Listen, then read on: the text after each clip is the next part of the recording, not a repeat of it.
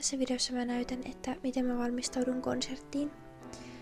Mä oon siis soittanut ihan pienestä asti ja käynyt konserteissa ja kilpailuissa.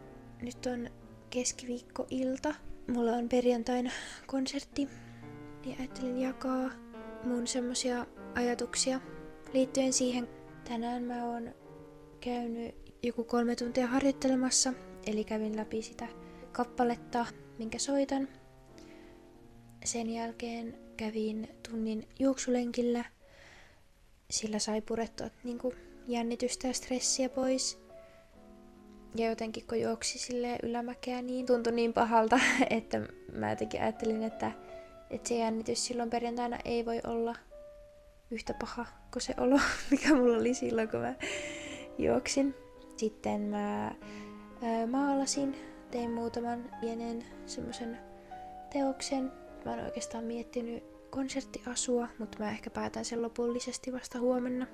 Ja huomenna mulla on saliharjoitus, eli mä menen sinne samaan saliin harjoittelemaan, missä mulla on sitten konsertti, niin saa vähän katsottua balanssiasioita ja tuntumaa siitä pianosta ja konserttipäivälle etenkin, niin mulla on silleen ihan minuuttiaikataulu.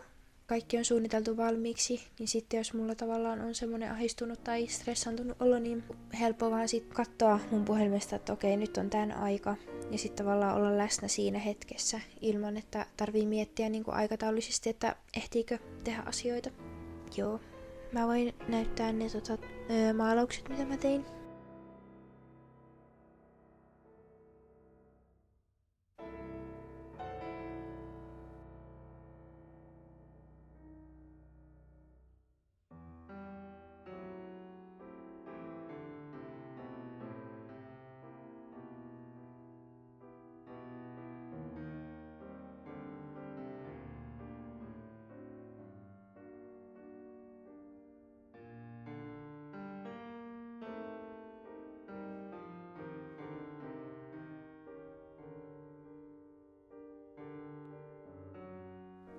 Nyt on kulunut muutamia päiviä konsertista ja mulla on tosi hyvä fiilis siitä.